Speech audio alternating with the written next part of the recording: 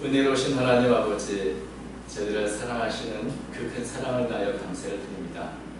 주를 사는 성도들이 모여 주님을 예배하오니 함께 해주시고, 우리의 사랑의 고백을 찬양하오는 사랑 찬양들을 기억해 주시고, 늘 이수의 찬양과 그 열매로 영광을 부릴 수 있도록 인도해 주옵소서. 또 말씀을 듣는 시간이 오니 부족한 종을 삼하여 주의 뜻을 밝히 드러내 주옵소서. 말씀을 듣는 자나 전하는 자나 주의 말씀 앞에 서게 하시고, 그 말씀을 인하여 힘을 얻고 위를 얻으며 또한 도전을 받으며 우리 마음속에 다시 새로운 결단이 일어나도록 도와주옵소서. 함께 시원하며 예수님 이름으로 기도합니다. 아멘. 요즘 과자 포장이 과대 포장이 많다. 그래서 우리가 이 기사를 알고 있는 이야기죠. 아주 포장을 보면 아주 크고 좋은데 그 안에는 실제 들어있는 과자가 너무나 조금이어서 좀 실망감 또는 배신감을 느끼게 된 경우가 참 많이 있습니다. 또 어찌 보면 과자를 만드는 기술보다 포장 기술을 만드는 기술만 이렇게 발달된 것은 아닌가 하는 생각도 있죠. 그런데 이렇게 과대 포장된 것은 비단 과자뿐 아니라 사람들도 그런 것이 아닌가 하는 생각을 하게 됩니다. 특별히 우리 교회 성도, 또 목사나 장로나 이런 직분자 모두가 어쩌면 너무 과대 포장된 모습으로 살아있는 것은 아닌가. 세상 사람들이 교회를 보면서 뭔가 기대를 하고 있습니다. 목사나 장로나 이런 직분자를 볼 때마다 저 사람들은 우리와 좀 다르겠지, 좀 더 경건하겠지, 좀 더 내가 모르는 무엇인가를 알고 있겠지라고 기대하고 있지만 실제로 그 포장을 열어보면 그렇게 화려하고 달콤하고 신앙적인 용어로 가득 차 이렇게 포장되었을 뿐이지 그 안에 목사나 장로나 교회나 별별이 없구나, 똑같구나, 아니 더하구나 하는 평가를 사실 우리가 듣고 있습니다. 겉으로 보이기에는 참 그럴듯해 보이지만 어찌 보면 신앙의 내실보다는 포장 기술만 늘어서 세상에 보여지는 모습은 아름답게 보여지지만 실제로 우리 자신의 내면에는 그렇지 못한 그런 모습을 보이지 않는가. 과자가 이 속과 겉이 다른 것을 우리가 과대 포장해 왔다면 우리 믿음의 사람들이 속과 겉이 다른 것을 뭐라고 부를까요? 위선이라고 부릅니다. 예수님이 가장 미워했고 가장 경계했던 바리새인의 모습이 알게 모르게 우리에게 있다. 또 교회 성도들에게 있다. 그래서 사도 바울 시대도 이것은 예외는 아니었을 것입니다.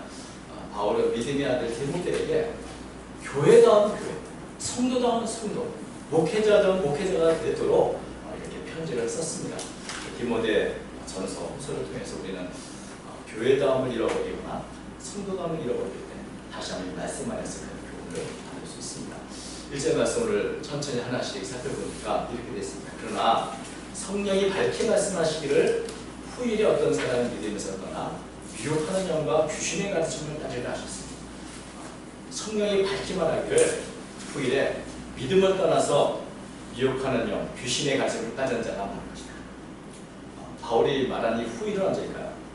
그래서 어떤 막연한 미래가 아니고 또 앞으로 일어날 어떤 사건에 대한 어떤 구체적인 예언이 아니라 이 후일은 바울 시대로부터 지금까지 또 예수님 오시기 전까지 모든 시대 사람들을 의미한다고 생각하셨습니다. 초대교회에도 동일한 문제가 있었고 오늘 우리에게 동일한 문제가 있는데 사실 신앙은 사실 본질적인 것은 변함이 없습니다. 교회가 직면하게 된 위기도 예나 지금이나 조금도 다르지 않습니다. 초대교회부터 지금까지 언제나 이 믿음을 떠난 그리고 옳고 그른 것에 대한 이 갈등, 진리와 비진리 간의 싸움 이런 것들은 계속되어 왔습니다. 하나님의 진실한 말씀과 귀신이나 사탄의 가르침, 미혹하는 양의 가르침과 항상 갈등을 가져온 것입니다.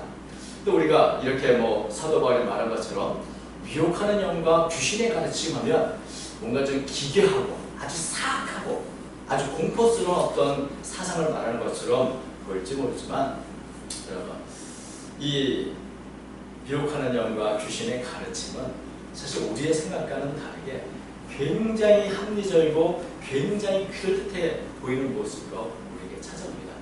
그것은 하와에게 유혹했던 그런 뱀의 유혹처럼 참 보암직도 하고 탐스럽게 또 먹음직도 하고 지혜롭게 할 만큼 탐스러운 모습으로 우리에게 찾아오는 것입니다. 초대교회에는 이 영지주의부터 시작해서 여러 각종 다양한 모습으로 성도를 미혹하는 가르침과 거짓된 복음이 있었다고 한다면 오늘날에도 우리 사람들, 보통 사람들이 좋아하고 따지는 사상들을 하나씩 잘 살펴보면 성경과 정면으로 배치되는 그런 정말 미혹하는 영과 귀신의 가르침들이 많이 있습니다.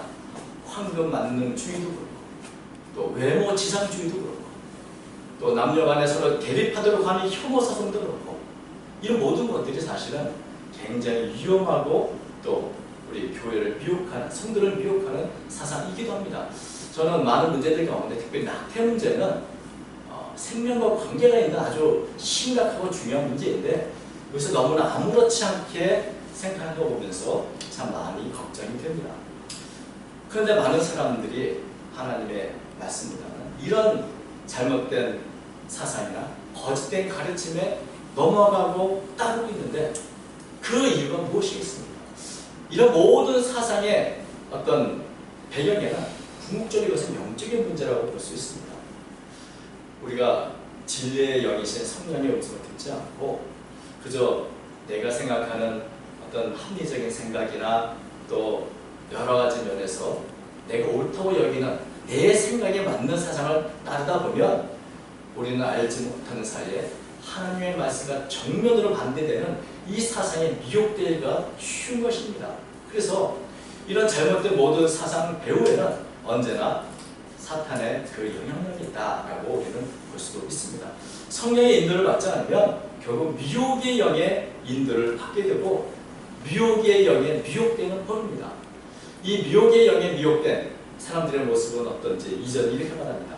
자기 양심이 화인을 맞아서 외식함으로 거짓말하는 자니라. 양심이 화인 맞아서 외식하고 거짓말한다. 이 거짓말을 아무렇지 않게 마구 하는 그런 사람이라는 것이죠.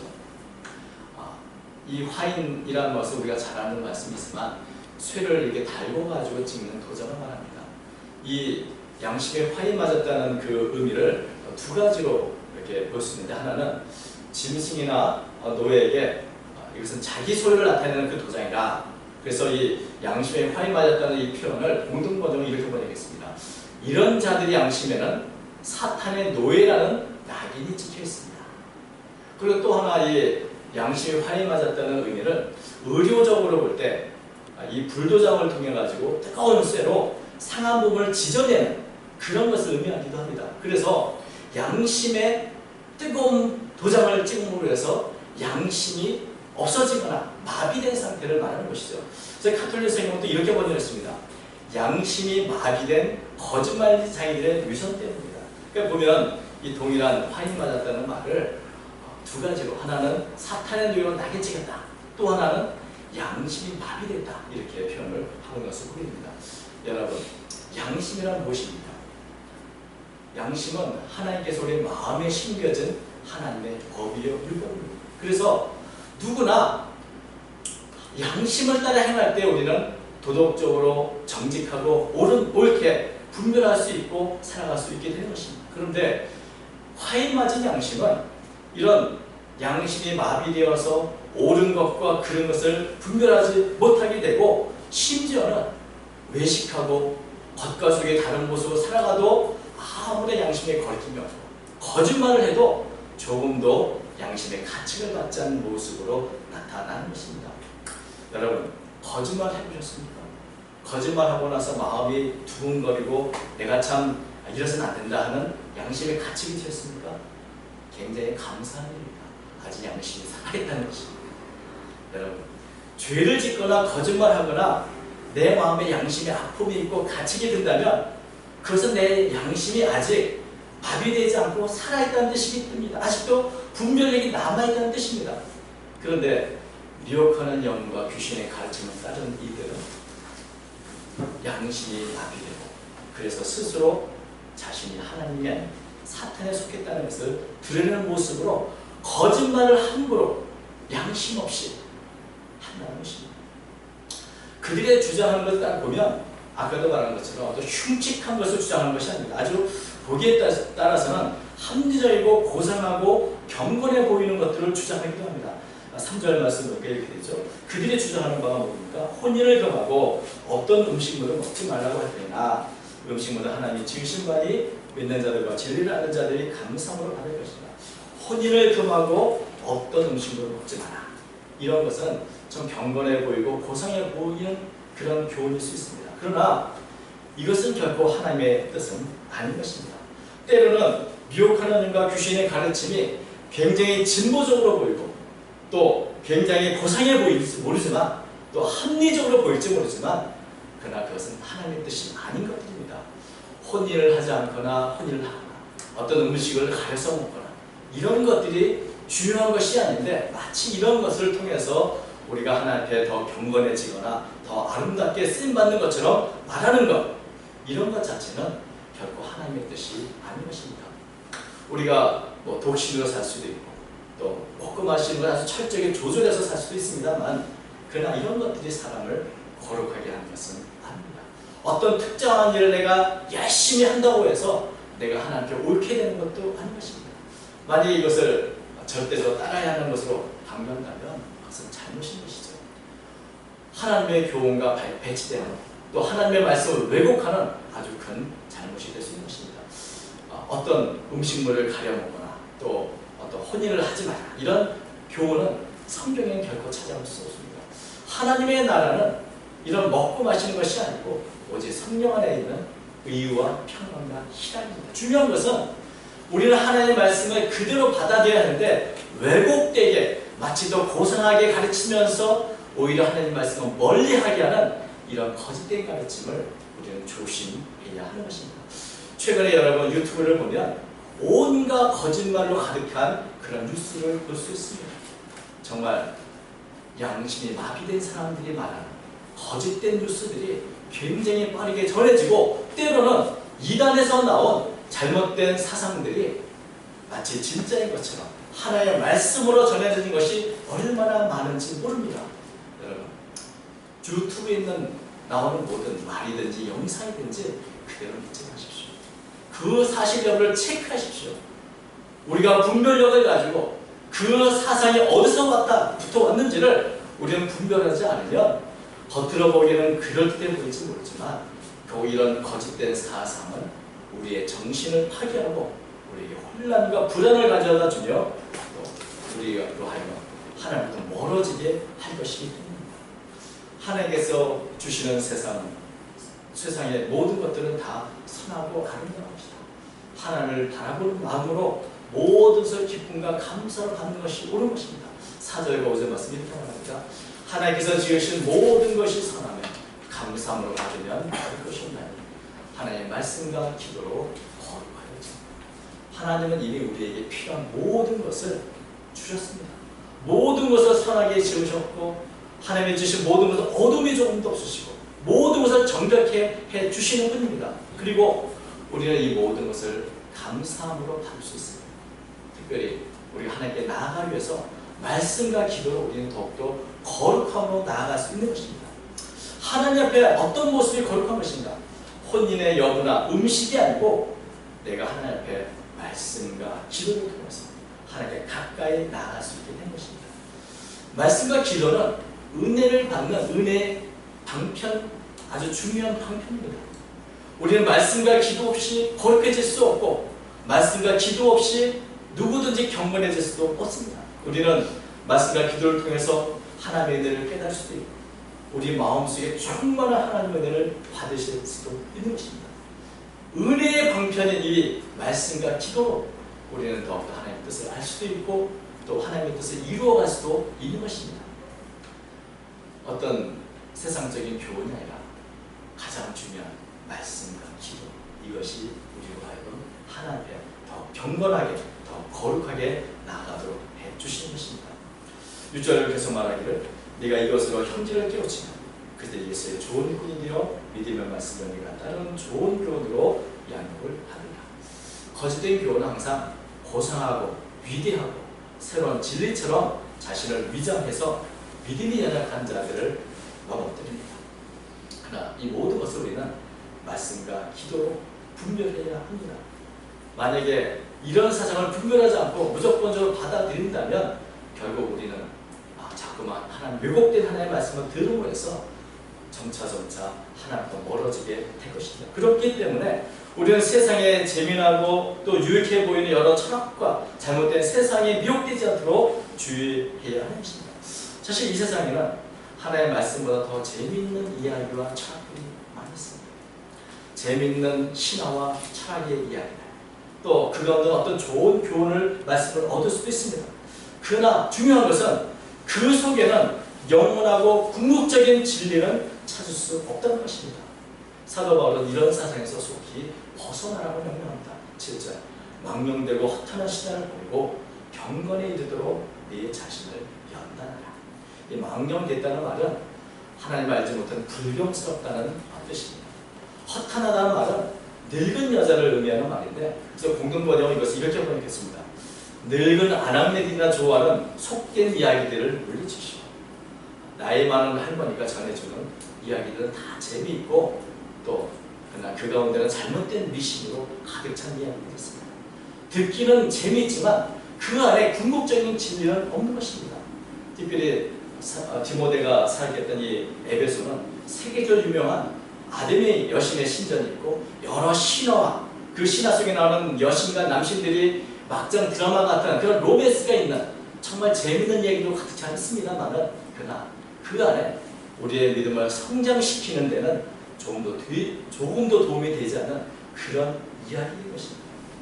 현대어 성경은 이 7절을 이렇게 번역했습니다.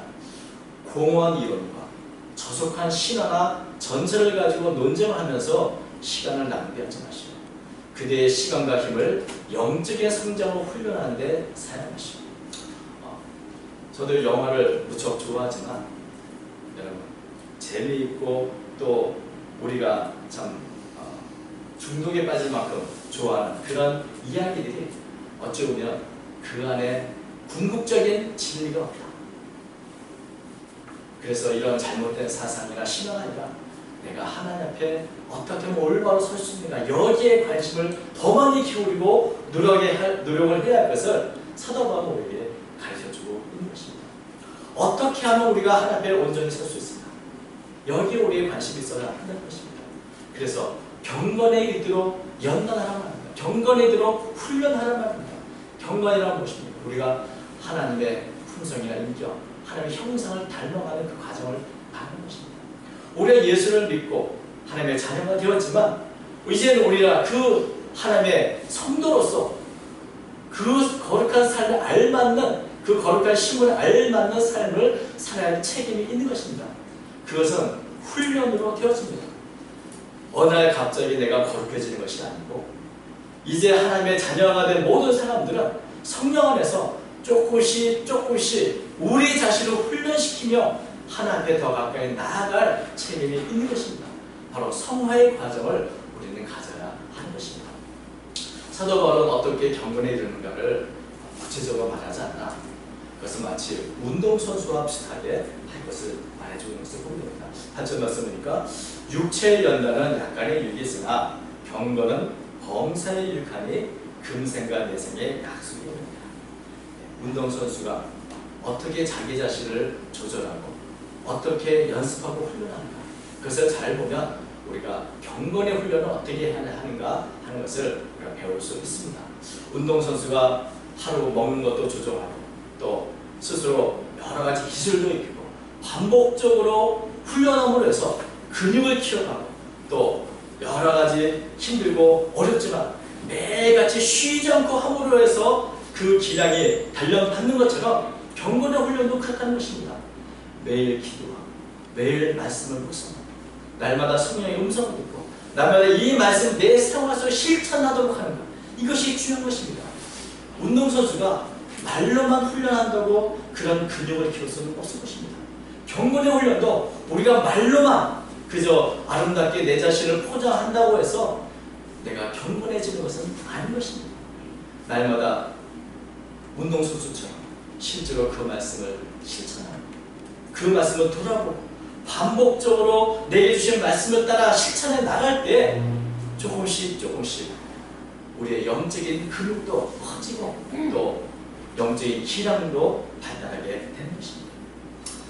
이것은 마치 운동선수처럼 우리가 운동선수가 하루를 운동을 쉬지 않아도 별 큰일이 아닌 것처럼 볼지 모르지만 하루에 운동을 쉬면 움직임이 조금씩 둔해지고 또 이틀을 쉬고 3일을 쉬면 자기도 알지 못하는 사이에 근육이 풀어지는 것처럼 영적인 경건의 훈련도 그렇습니다.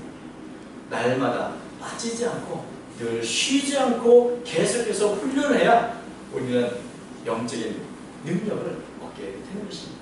이러한 과정들, 비록 힘이 들지만 육체의 연단이 많은 유익이 있는 것처럼 경건의 훈련은 더 큰 유익이 있다고 사도 바울은 말해주고 있습니다.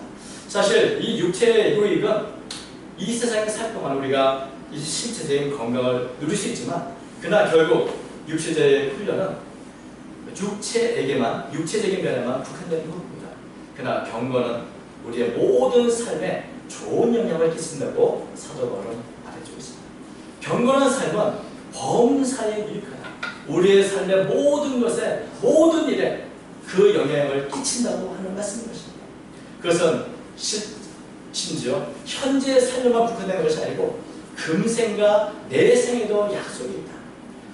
그래서 이 경건의 훈련은 정말 우리에게 정말 여러 면에서 범사에 많은 유익을 끼치는 그런 훈련이라고 말해주셨습니다.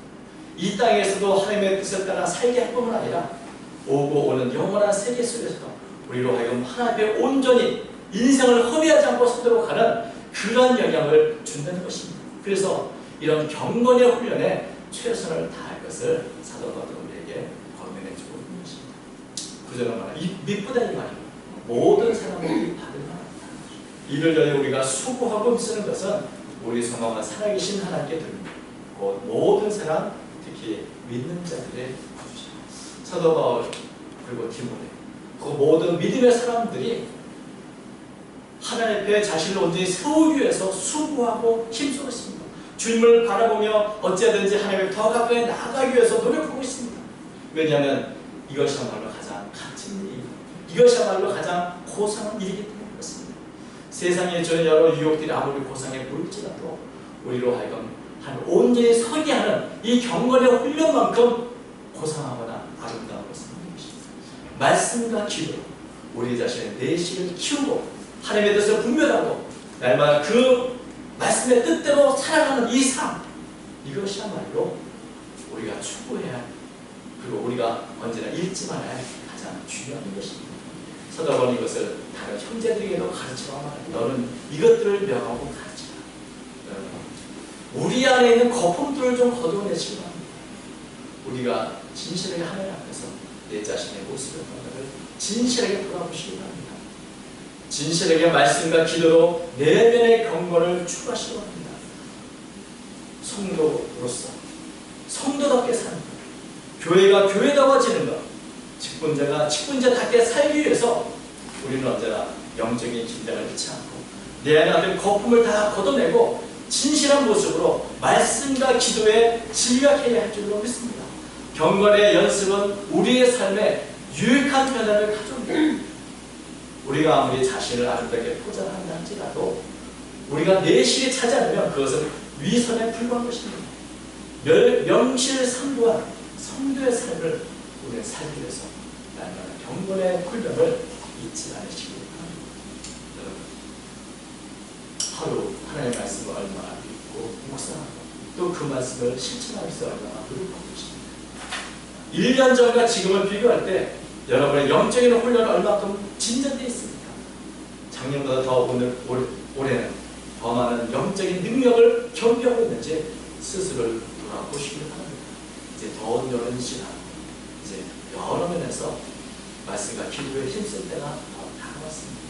성령 안에서 진리를 분별하면서 하루를 경건한 삶을 통해 은혜와 복을 끼치시고 그리고 하나님께 온전히 아름답게 사는 그런 저 여러분의 삶이 되시기를 주님의 이름으로 축원합니다. 아멘. 하나님 아버지, 우리의 연약함을 주님은 아십니다. 교회가 교회답지 못하고 성도가 성도답지 못한 이러한 시대, 저희들의 자신을 돌아볼 때 심히 부끄러운 것 그밖에 없어 조금 읽어주시고 다시금 말씀과 기도에 최선을 다하는 들어갈 대로 도와주시고 거짓된 가르침이나 미혹하는 향에 미혹되지 않고 우리 자신을 지켜 주옵소서. 우리가 이 땅에서 하나님의 말씀을 붙들고 승리하며 살아가기 원합니다. 날마다 경건의 훈련을 통해서 하나님께 더 가까이 나아가기 원합니다. 금생과 내생의 유익이 있는 이 경건의 훈련을 게으르지 않는 저희가 되도록 도와주시고 늘 하나님의 뜻을 분별하여서 살아 하나님께서 원하시는 아름다운 열매를 맺는 저희 삶이 되도록 축복해 주옵소서. 예수님께서 저희와 함께해 주시고 오늘 베풀어 주시는 것을 써며 예수님 이름으로 기도하옵나이다. 아멘.